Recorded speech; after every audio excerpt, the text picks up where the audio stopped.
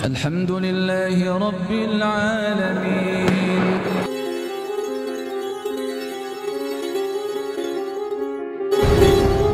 Bismillahirrahmanirrahim. Assalamualaikum warahmatullahi wabarakatuh.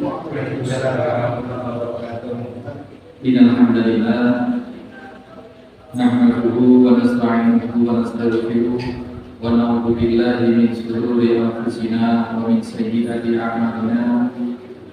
May yahdihillahu fala mudilla lahu wa may yudlil fala hadiya lahu. Asyhadu an la ilaha illallah wahdahu la syarika lahu.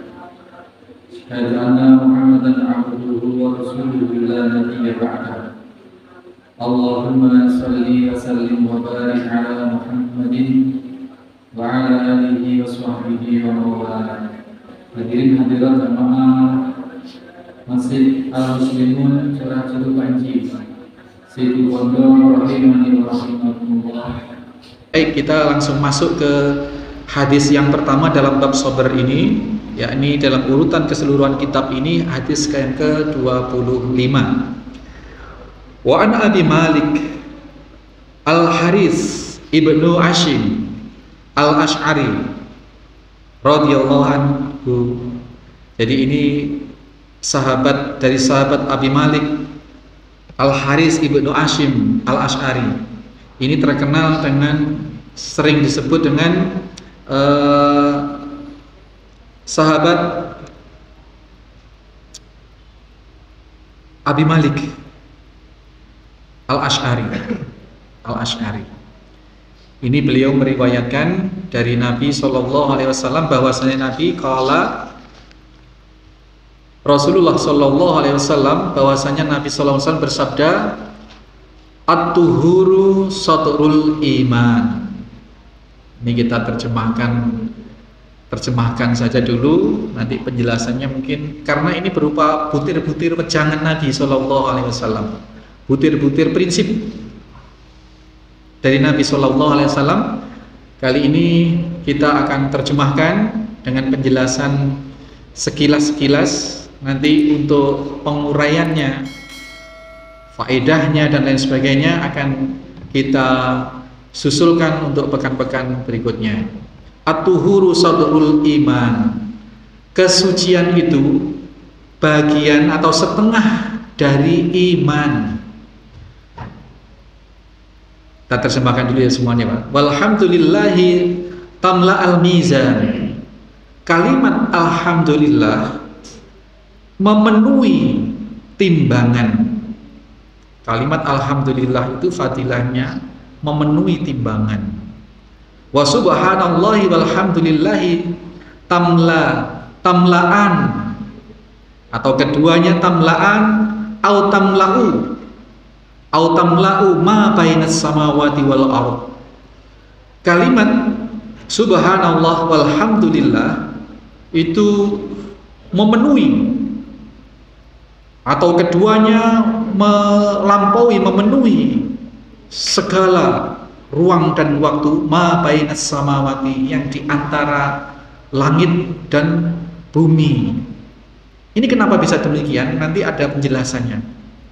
Kenapa tadi hanya disebut alhamdulillahil tumla'ul mizan wa subhanallahi walhamdulillahi tamla'ani bainas samawati wal ard. Kenapa seperti itu? Nanti ada penjelasannya.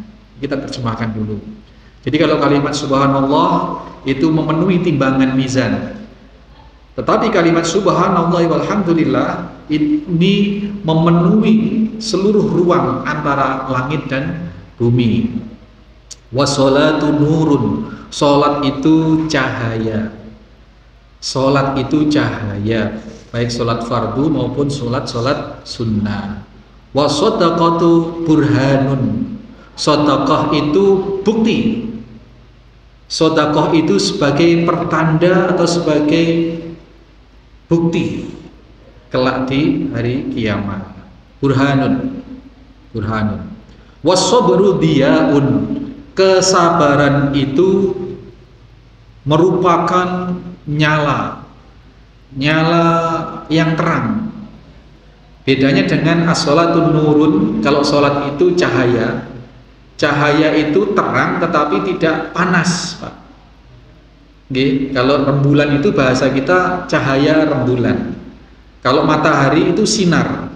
Lah, nurun dan diyaun itu bedanya itu sama-sama terang, tetapi kalau as-sabru diyaun, sabar itu merupakan sinar yang terang, yang panas, obor.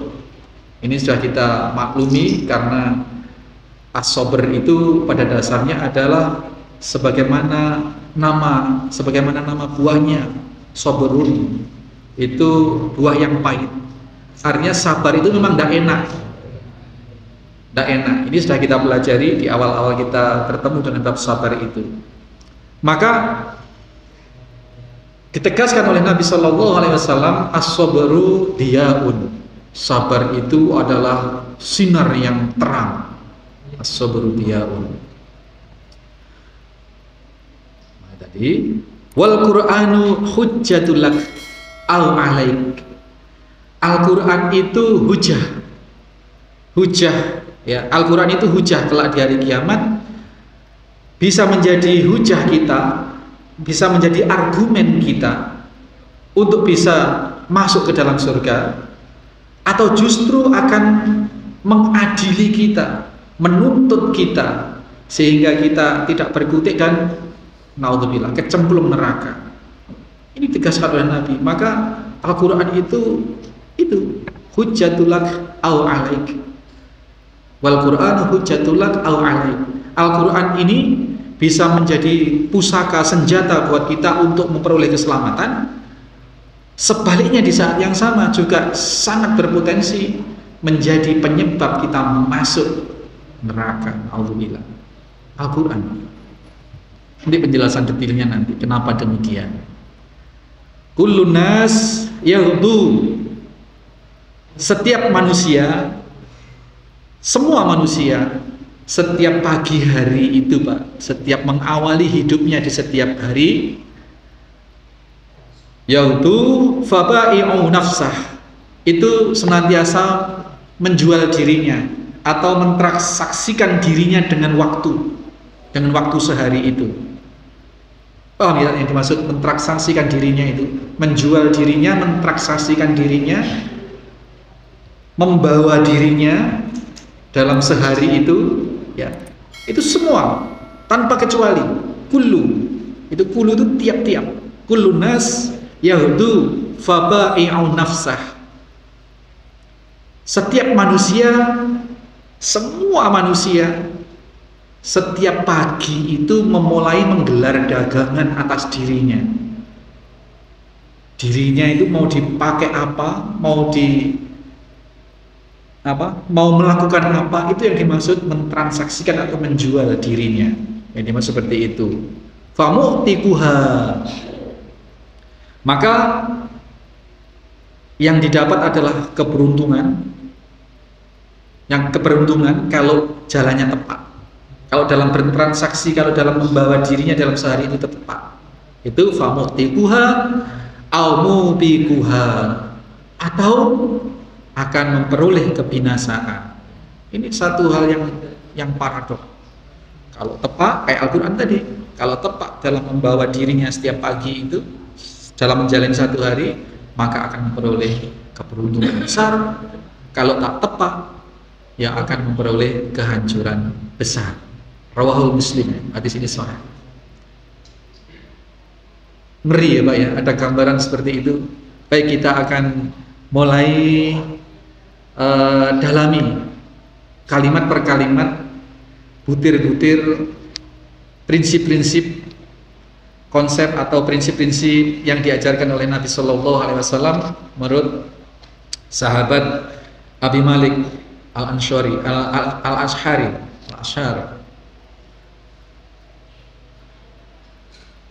Yang pertama tadi itu at-tuhuru satrul iman.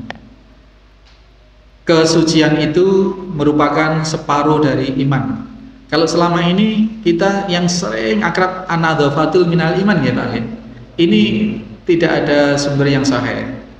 Jadi kalau mengajarkan pada anak-anak kita, ya anak-anak TK SD itu jangan jangan apa tadi? Anadzafatul minal iman, tapi at-tuhuru satrul iman. Kesucian atau kebersihan itu merupakan separuh dari iman. Ini penjelasannya menurut para ulama bahwa iman kita itu meliputi dua bagian. Bagian yang pertama adalah tahliyah, pakai kha. Tahliyah ini mensucikan. Kemudian bagian yang kedua iman kita itu adalah tahliyah, pakai ha. Jadi tahliyah itu membersihkan dari yang kotor. Kemudian kalau tahliyah itu membuat ornamen atau membuat kebagusan-kebagusan. Maka di dalam Islam, kita di dalam rangka membangun keimanan itu terdiri dari dua hal ini. Ini penjelasan tentang at-tuhuru satrul iman itu ada dua. Yang pertama bab ini, bagian bahwa karena iman kita itu terbagi dalam dua kategori atau dalam dua segmen. Segmen yang pertama, ketika kita beriman, kita harus membersihkan segala sesuatu yang bisa menjadikan kekotoran-kekotoran akidah kita. Maka kita bersyahadat, bersaksi tidak ada Tuhan selain Allah, tidak ada sesuatu yang boleh disembah ya, kecuali Allah. Ini tahliyah, membersihkan keyakinan kita dari hal-hal yang kotor. Kemudian baru tahliyah. Tahliyah itu pelaksanaan ritual, pelaksanaan ibadah-ibadah, membaguskan segala sesuatu, akhlak kita. Jadi itu dua segmen yang terjadi. Nah, kemudian sehingga dinyatakan bahwa at-tuhuru satrul iman. Kesucian itu merupakan separuh dari keimanan. Separuh kemudian apa? Amal soleh, ibadah mahdhah, ghairu mahdhah, akhlakul karimah, birrul walidain. Itu bagian yang kedua dari iman kita. Itu at-tuhuru satrul iman. Kemudian yang pengertian kedua, at-tuhuru satrul iman itu adalah iman yang dimaksud ini adalah sholat. Maka sholat tidak akan sah apabila tidak toharoh, tidak bersuci terlebih dahulu. Maka satu kesatuan iman ibadah kita itu adalah inti dari semua peribadatan adalah sholat. Yang membedakan muslim dengan kafir itu adalah ada pada amaliyah sholat atau tidak. Meskipun KTP-nya Islam, Pak, meskipun atributnya Islam, tetapi kalau dia sengaja tidak menunaikan sholat, tidak mendirikan sholat, maka dia memenuhi unsur ciri-ciri kekufuran. Maka yang dianggap yang membedakan muslim dengan kufur itu adalah sholat atau tidak. Sholat yang tidak sholat yang dimaksud adalah tidak sholat dengan keyakinan memang sholat itu tidak wajib. Ada, Pak. Jadi tidak semua orang yang tidak sholat itu langsung kafir, tidak. Tidak sholat karena masih malas aja, masih fasik namanya. Ini sering harus kita sampaikan supaya tidak salah paham. Orang yang tidak sholat tetapi meyakini bahwa sholat itu wajib, dia tidak sholat karena ya malas, karena masih nggak karu-karuan. Itu, belum dapat hidayah. Tapi sudah mendapatkan petunjuk bahwa sholat itu wajib, itu sudah dapat hidayah tapi fasik. Orang seperti itu fasik, dosanya besar sekali. Meninggalkan sholat itu melebihi dosanya orang berzina, minum khamr, membunuh, besar sekali. Tapi tidak sampai kafir. Tetapi kalau tidak sholat karena prinsip bahwa ada loh, Pak, orang Islam sudah sok sufi gitu, sok wali, yeah. Boncong mon sholat paneka kan syariat, mon kula sudah apa? Sudah ma'rifat, sholatnya sudah di dalam hati, sehingga dia menafikan kewajiban syariat itu. Ini kafir, Pak. Atau orang-orang beraliran kepercayaan, oh sholat itu kan dalam rangka inna sholata tanha anil fahsya wal munkar. Dalilnya bagus Pak, kalah kita kadang-kadang. Maka orang seperti ini rawan menyesatkan banyak orang. Nah, kalau tujuan sholat itu menghindari dari perbuatan fahsya dan munkar, Monbekna sudah bisa menghindari fahsya dan munkar, Monbekna sudah lebur tingkah lakunya, akhlaknya, berarti salat itu kan alat mengantarkan bekna supaya tak fahsya dan tak munkar. Betul Pak, bahasa saya betul Pak? Kalau sudah bisa tidak fahsya dan tidak munkar, lah buat apa sholat? Berarti kamu sudah menduduki makom yang diinginkan oleh Allah, sudah tidak sholat. Ini kafir, karena sudah mengingkari kewajiban syariat sholat itu. Ini kafir. Hati-hati. Ini jadi separuh dari iman tadi itu, yang dimaksud dengan iman itu ada kesatuan sholat tadi itu, karena yang membedakan orang yang kafir dan yang beriman itu adalah yang muslim itu ada sholatnya, maka berwudu. Makna toharoh secara fisik itu, secara jasmaniah itu adalah wudu. Wudu untuk hadas kecil dan mandi junub untuk hadas besar. Nah, setelah wudu atau setelah mandi junub baru sholat. Sholat tanpa wudu itu tidak sah sholatnya. Maka toharoh itu merupakan separuh dari kesatuan iman tadi itu. Ini yang keterangan kedua tentang makna at-tuhuru satrul iman tadi. Nah, ini toharoh yang bersifat jasmaniah. Ya harus pakai air, airnya juga harus memenuhi syarat, harus air yang suci mensucikan, air kelapa, ya suci tapi tak mensucikan. Gitu. Tapi kalau air laut itu airnya suci dan bisa untuk mensucikan meskipun ada rasanya. Banyak keterangan tentang air di dalam kitab Safinatun Najah maupun kitab-kitab fikih lain, itu banyak sekali keterangannya, meskipun di sana sini ada beberapa perbedaan pemahaman. Misalnya air yang diam itu kalau tidak sampai ukuran satu kolah dengan ukuran berapa tidak sah, ya, ada yang seperti itu. Tapi Rasulullah SAW bisa berwudu hanya dengan 1 liter air.